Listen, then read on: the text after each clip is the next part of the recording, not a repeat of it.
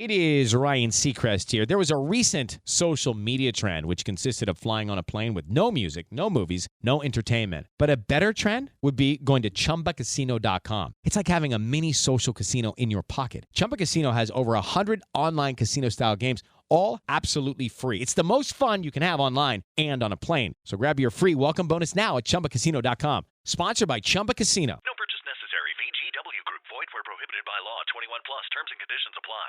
Hello listeners, and welcome to this third and final part in the mini-series on the International Churches of Christ. Here is Laura. The journey that you had through your education after moving away from your family is also something that I've heard mostly in interviews with people who have graduated from a troubled teen industry program of some type. People come out of these programs with a qualification that they think is going to help them get to the next stages of their education or, you know, their work experience, employment, and it just doesn't happen. So I wondered for this sort of last section of our talk, if you could just speak to us about your experiences in rebuilding everything. You're like, okay, I'm gonna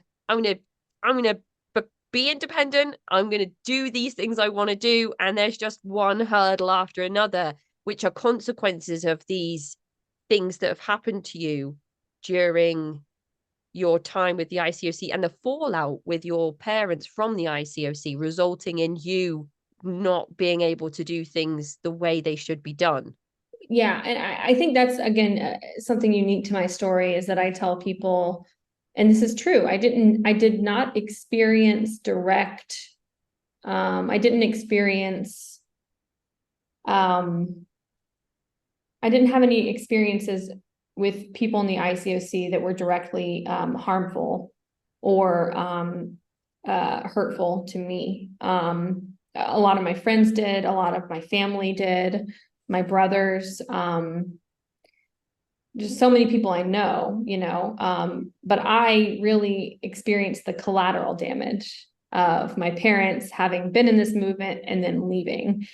And yeah, like, again, my parents, I think, were just really deeply confused when they left and didn't know what they were doing. Again, they did the best that they could, but I think most parents do the best that they can.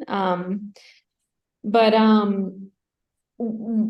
when they decided to leave the ICOC, I was 12, and my dad at the time had really wanted to move back to New York. My parents are from the South, but they lived in Massachusetts, near Boston, when they were part of the Boston movement.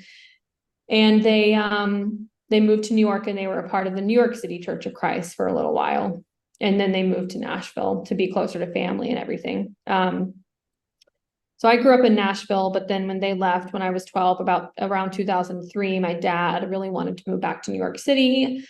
To be honest, I think too, it was just, I think the idea of a new start was probably very appealing to them. Because again, when you leave the ICOC, you lose so much of your community. They lost so many friends, that were like family. Yeah, they decided to move to New York. And I think in preparation for that, they thought, well, New York City public school sounds scary, and we don't know anything about that. And so we could probably just homeschool our kids. Which, again, I like to talk about this because a lot of people are homeschooling now too, due to the pandemic and everything. And yeah, and I think people are just kind of like, oh, I'm just going to homeschool, like, and like, I want to say too, like, I am very sympathetic, especially to like marginalized communities and families, like people of color, children, like people who have kids with disabilities. Like, I'm very sympathetic to those parents and those families who feel like that's the best choice for them. And so they try to make it work. But I can't express enough how much work goes into educating your child if you decide to educate your child at home. It's actually a job. Like, it's not a job that you can like squeeze in, like, while also, being, even being, a stay-at-home mom or like whatever. If you're also cooking and cleaning and all that kind of stuff and taking care of the house and taking care of your kids, it's a job, and it requires a level of experience and education and intention and structure to be successful.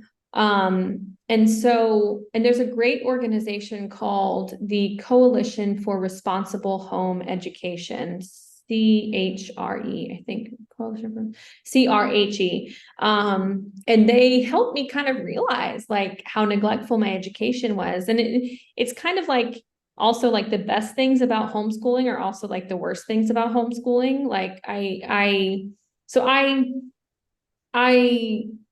got to do a lot of really cool things and discover a lot of things about myself that I probably wouldn't have maybe as naturally or as quickly in public school. But I also like went crazy because I was so isolated. So it's like, Yeah. small price to pay. But yeah, so my parents like, and I also want to say like, and I ended my conversation, my ICSA conversation by saying, my mom has often said, well, you can't blame everything on the church. And I said, but when you grow up in a cult, you can, like, feel free to just blame everything. And I say that, I'm saying that because I really see how the ICOC set my parents up to think in very much in terms of like the us versus the world, right? Which is also very much what fundamentalist churches believe as well, right? Like, we're separate, we're apart from the world. We're different, we're special in these ways. And I think that the idea of taking their kids to public school in New York City was terrifying for reasons that weren't legitimate, like, like just at all, like, especially too, if you're going to commit to something like moving to New York and moving to a neighborhood like Washington Heights, which is a very Dominican neighborhood. Everybody speaks Spanish. Everything is in Spanish. And if you're going to commit to doing that, yeah. Anyway, so in preparation for them moving up there, they thought that they should homeschool us, start homeschooling us. But it wasn't, I do know some people too who were homeschooled who had very good experiences. Their parents were teachers, and then they, very structured and all that kind of stuff. But that was not my experience. I mean, we started off by, again, it was in the middle of 7th grade. So just like, why in the middle of 7th? Like, why couldn't I finish 7th grade? I don't know, whatever. And also at the time, like, frankly, like I was being abused by my brother. Like, that had just been happening. I had just told my parents about it, and they decided to make this decision. And like, they both had full-time on-site jobs. And so the last thing I want to do is be with my brother all day. Like, sorry, like last thing I want to do is be at home with my brother. But they would drive us to like the public library and just like leave us there all day. And like, my mom would like tell the librarian like, oh, my kids are homeschooled. And like, she would give us like these little assignments, like to read a few chapters of something and write about it or something like that. But I think what concerns me looking back is that like, at least it doesn't, not to my knowledge, my parents weren't affected very much by just pulling their kids out of school in the middle of the grade of 7th grade and 8th grade. Like, nobody came to our house and said, your kids aren't in school anymore. And same for in New York. When we moved to New York, nobody was like, why aren't your kids enrolled in school? Like, and the laws around these things are really horrific. Like, I think even if you're even if you are have like a record of abuse against your children, you still are able to pull them out of school and homeschool them in many states in the United States, which is just horrific. Like, why wouldn't there be a law around if you like abused your kids so much that you had to have them taken away, right? Like, and then get custody back, like that you shouldn't be able to pull them out of school and homeschool them at home. Like, it's just not, it's not healthy anyway.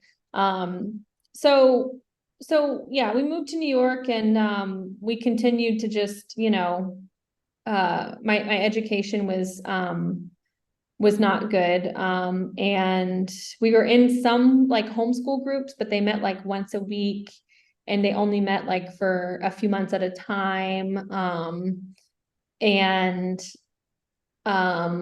I just had a very bad, like my parents bought this online program called Penn Foster, which claims you can get your GED, or sorry, you can get your high school diploma, but it's only like licensed in Pennsylvania. So when I went to college or when I went to get my, when I went to apply to college, they told me like, this is not a valid diploma because it's in Pennsylvania and you live in New York, you're a New York resident.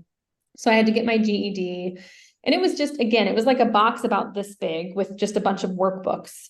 And it was like, you can finish this in 6 months, or you can finish it in 3 years. It's like, how good can your education be if it's that, I don't know, like fluid of a program? So yeah, I did not have a very good high school education, and I ended up the beginning of my third semester of college, I flunked out of college. And that was really heartbreaking for me, because I wanted to be a professor, and I wanted to, to teach. And I thought, well, I'm just a dummy, and I'm not going to be able to do that anymore. But I recently went back to school at the beginning of 2020, which is, not the best time, but whatever. But I got my associate's degree last year. Wait. Just tell everyone listening, what were the ages of your children when you embarked on this next stage of your education? Really formal further education as well. My son was 3. I guess he was 3.5, and my daughter was 6 months old. 6 months old. Oh my goodness me. Oh yeah. I mean, that's commitment. That's commitment and drive. That is. I mean, yeah, I think, I'm more motivated than I ever have been in my life, because, you also grow up with the whole codependency factor, right? Like, you don't really grow up feeling like you have any agency, or you have any, you don't grow up with self-esteem, like, and my husband has been very helpful in kind of pushing me towards like, you're capable of these things, you can do these things. And yeah, it was really hard. It was really hard. But I did it, and I'm still in school now and still working on my undergrad. So and it's an associate's degree in, I think you said, adolescent social psychology.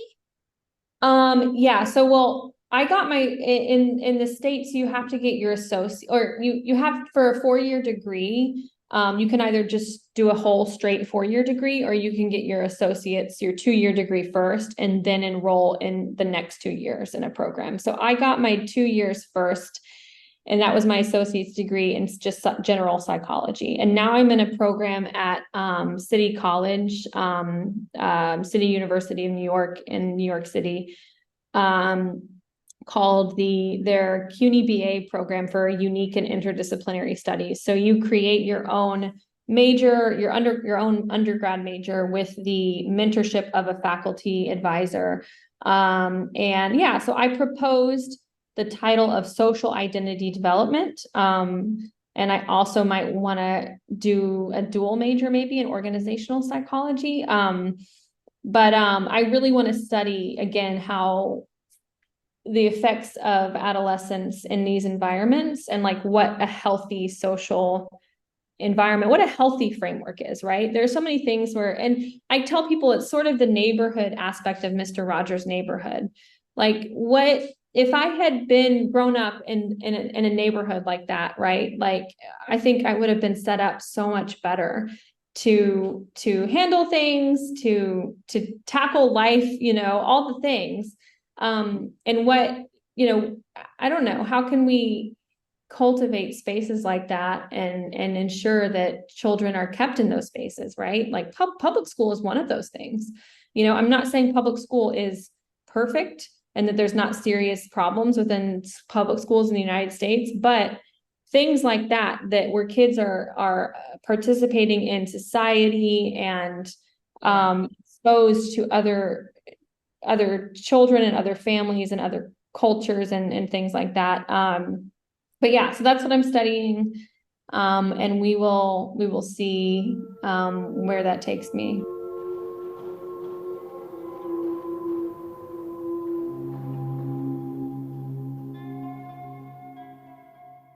Hello, it is Ryan, and I was on a flight the other day playing one of my favorite social spin slot games on ChumbaCasino.com. I looked over at the person sitting next to me, and you know what they were doing? They were also playing Chumba Casino. Coincidence? I think not. Everybody's loving having fun with it. Chumba Casino is home to hundreds of casino-style games that you can play for free anytime, anywhere, even at 30,000 feet. So sign up now at ChumbaCasino.com to claim your free welcome bonus. That's ChumbaCasino.com and live the Chumba life. No purchase necessary. VGW Group. Void where prohibited by law. See terms and conditions. 18+.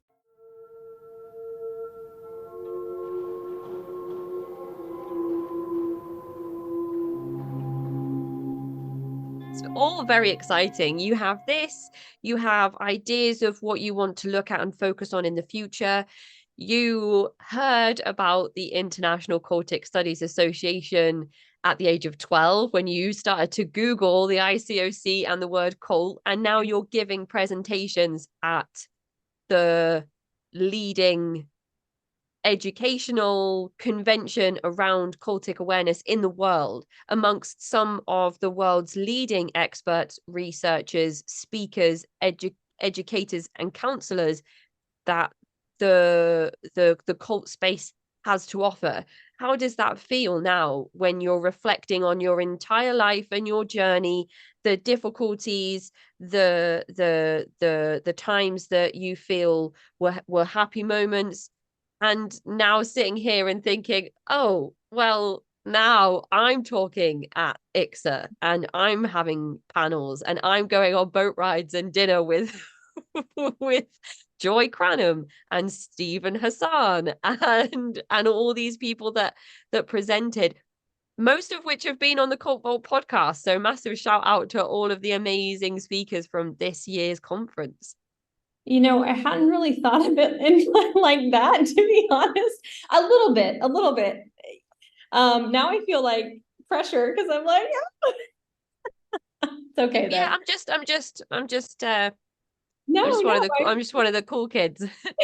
But it's true. I mean, like, I mentioned that in my talk, like, and I didn't realize that until I got there either, that I was talking when I was writing my talk out. I was like, oh my God, like, I know I went onto their website when I was 12, and that's how I found out information about my church. Like, it feels very good. It feels very redemptive. I don't want to I don't know. I'm still processing it, to be honest. Because I'm not really sure still where my educational journey will take me, what I want to do academically. I really do want to help people who have grown up in these environments. And I want to just, impact people with my story and my experience as much as I can in helpful ways. I don't know what that's going to look like. But it feels really good. It feels very redemptive. And I don't know. I think no matter where I end up or what I do, I'm proud of wherever wherever this journey takes me, you know, which is what my talk was. Every part of your journey matters. Like, and I wasn't trying to say, I realized this earlier today, I wasn't trying to say that everything that happened to you matters, because I hate when people say that, right? They're like, oh, well, you know, maybe there's, you know, I don't know, some sort of hidden meaning behind, you know, I don't know, your abuse, you know, it's like, oh, great, okay. But what I mean when I say every part of your journey matters is that your journey, like your recovery, right? Like the recovery part. I think every part of it can be used as a stepping stone and can be used to be something you build on. And so I feel like as long as I'm putting one foot in front of the other and I am, you know, just kind of leaning into these spaces more and this work more, I'm just proud of myself for just doing that, you know, because I really sincerely love people who have had this unique experience and who are struggling to live, just do basic things. Cause I was there, like, you know, figuring out how to get my GED, you know, I just learned how to drive a few years ago, although that's maybe not the best example because I grew up in Manhattan. So, um, but you know, it's just life is hard. And like, I'm just proud of myself for leaning into this work, I guess, authentically and in just the ways that I can.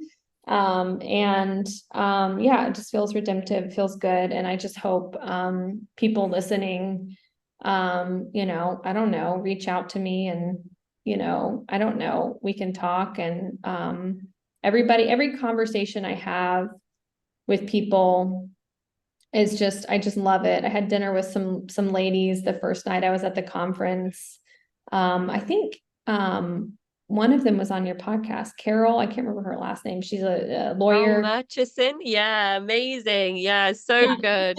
She was so wonderful. Like I didn't know who I was going to have dinner with. There was just like a meetup on the app, and I just went to dinner with these three ladies. One was a therapist, Wow. and one was somebody who was, you know, recovering and realizing that they had grown up in a cultic environment, and we just had dinner, and it was just so wonderful. And but I really love all of us. Like I love us all because we went through some really hard things, but we're doing it, you know, every day that you get up and you do something and you're recovering, you know, and that matters. Even if it looks like flunking out of college, like that's my point. Like that mattered. Like that I flunked out of college mattered. Like it felt like total shit at the time. Like I felt terrible. And I felt terrible for a long time after that. But like, look at me now, you know? Exactly. That's what I mean. And what is adding on to the talk at the ICSA with just some amazing guests, friends of the podcast. I watched so many different talks, and I couldn't watch yours until you sent me the link because it was in person. So not all of the talks you could watch. Some of them were available to watch before and after, but there was talks by Erica Borman and Dan Schricker and Jennifer French and Carol Murchison and Esther Friedman and Jarrett Boulian were there. And there were so many amazing people giving talks. I watched one really good talk by I think it's Paulette Buchanan, and she was talking about being harassed by cults and what you can do about it. So that was really interesting. There was so many amazing talks. Julie Jenkinson was there, and I watched Ashlyn and Pat Ryan and Joseph Kelly's panel, and there was a talk on religious fraud, and Ken Garrett was there. Yeah, I got to meet him. Yeah. Yeah. So many amazing people. It just sounded like the best. And I'm sure, and I'm so sorry to anyone listening if you're also there. Oh, and John Hunter gave a talk about large group awareness trainings, and he was a guest on the podcast a few weeks ago. Just so many amazing people giving talks. Bob Menner was there talking about some of the difficulties of COVID and miscommunication and language that was used to kind of mislead people. So there's just a huge variety of different talks and a really fantastic annual conference to be a part of. And I appreciated getting to watch your talk as well. But following on from that comes the Kingdom Kids podcast. So there are currently no episodes of this available publicly, but there is a very good looking polished website called kingdomkidspod.org, which you can go and visit now. Can you give us a rundown, Laura, of the synopsis of the podcast and when people might expect some episodes? Maybe by October, when this comes out, we will have some things to listen to that I can link in the episode description. I love the nudge because I need it. I love that. Yes, that can be my goal. Yeah, I probably should have put something out already. But this has also just been a process for me of still in recovery, and I'll say too, I've seen a lot of people who have come out of these groups and just immediately start something like some sort of recovery group or whatever. And sometimes it's not really the best, it's not really the healthiest thing. I'm not saying that all people who do that immediately, that it's not helpful or good or whatever, because I think it is. It often can be, but I've also seen, I don't know, just how coming out, again, it's a long process of figuring out how to do it well. At least for me, it's very important to me that I do it well and that I don't cause more harm and more confusion. So I've just been taking my time with it, honestly. And I also initially wanted to start a nonprofit around this. There's a really cool nonprofit called Footsteps that is for, are you familiar with Footsteps? I'm familiar with some of the work, and similarly with the Freedom Train Project and some of the organizations that I've thought about throughout our talk include. Hello, it is Ryan, and I was on a flight the other day playing one of my favorite social spin slot games on ChumbaCasino.com. I looked over at the person sitting next to me, and you know what they were doing? They were also playing Chumba Casino. Coincidence? I think not. Everybody's loving having fun with it. Chumba Casino is home to hundreds of casino-style games that you can play for free anytime, anywhere, even at 30,000 feet. So sign up now at ChumbaCasino.com to claim your free welcome bonus. That's ChumbaCasino.com and live the Chumba life. No purchase necessary. VGW Group. Void where prohibited by law. See terms and conditions. 18+. Things around homeschooling advocacy as well, that I know people are really pushing at the moment. What's the one, there's one where people support Amish people because they don't get any. I'm just going to cut all of this out, but No, it's okay. Yeah. There's one called the Vashti Initiative. I don't know the the Vashti Initiative. That's it. Yeah, that's it. So Oh, one okay.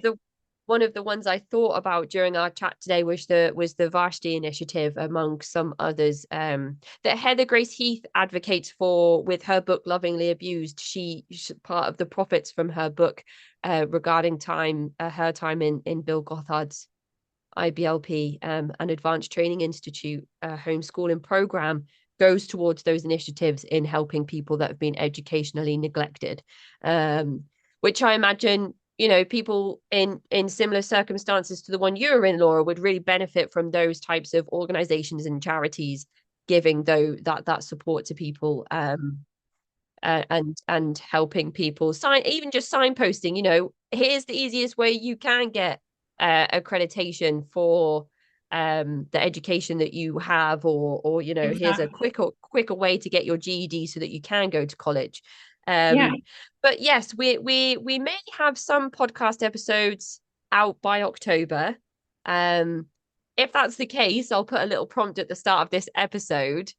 But that really leads us to the end of our talk today, and to ask if there's anything that you wanted to add. I mean, do you plan on starting this nonprofit? Do you have a name for it or anything, or are you just kind of seeing where things take you? So yeah, right now, it's just I'm calling it a personal project, which I kind of hate to do because I would really want to do this work long term, but I just am not in a place to start a nonprofit. I don't have the time and the resources and the energy to do it, at least to the capacity that I want to, and set it up in the way that I think and structure it in the way that I think is best. So it's just a personal project right now, but yeah, I would love to, have programs one day for like, peer support groups. I do a little bit of that. So there is, if you go on the link of the Instagram, let me just look up the Instagram. The Instagram for the podcast is Kingdom Kids Podcast. So if you look up Kingdom Kids Podcast in the link tree, there is a link to a recovery Facebook group that I'm going to start meeting once a month. So kind of like Ken Garrett has his monthly support groups. I'm going to do something like that. Yeah, I mean, and I have resources on the website as well. So there's resources to check out regarding that. And yeah, anybody can email me if they have a story to share or just need help or need resources, like please reach out. Do I have an email? Yes, Kingdom Kids. I have an email. I think it's kingdomkidspod@gmail.com. Just verifying that. Yes, that's what it is. kingdomkidspod@gmail.com. So you can reach out or you can follow on Instagram and yeah. That's wonderful. Thank you so much, Laura, for coming and sharing your experiences with us today, giving us a really concise overview of the COC, the ICOC, and allowing a bit more context around the switches and schisms that have taken place within those movements. And thank you for sharing with us your difficulties, your vulnerabilities, poignant moments in your life where you've realized that things aren't right, things need to change, not knowing where to go, feeling lost. And at the end of it, being a speaker at the International Cultic Studies Association annual conference, part of a wonderful group of individuals who are at the forefront of educating the world on cultic studies. So I think that's wonder. And your talk was such a great contribution to the weekend as well. So thank you so much for all of this and for the work that you go on to do as well. It seems as though you are an unstoppable force of nature that has so many ideas and you don't know what direction they'll take you in, but whichever way it goes, I imagine it will be exciting. Thank you. Thank you so much. I'm so happy to be here, and I just appreciate your work so much. And thank you for everything you do. I know it doesn't sound easy. So thank you so much. Thank you, Laura. Take care and enjoy the rest of your day. I'll speak to you soon. You too. Bye. Bye. That is the end of this mini-series on the International Churches of Christ. To get in touch with me, you can find me at cultvaultpodcast@gmail.com or follow me on Twitter and Instagram at cultvaultpod. I'm your speaker, Casey, host of the Cult Vault Podcast. It is Ryan Seacrest here. There was a recent social media trend which consisted of flying on a plane with no music, no movies, no entertainment. But a better trend would be going to chumbacasino.com. It's like having a mini social casino in your pocket. Chumba Casino has over 100 online casino-style games, all absolutely free. It's the most fun you can have online and on a plane. So grab your free welcome bonus now at chumbacasino.com. Sponsored by Chumba Casino. No purchase necessary. VGW Group. Void where prohibited by law. 21 plus. Terms and conditions apply.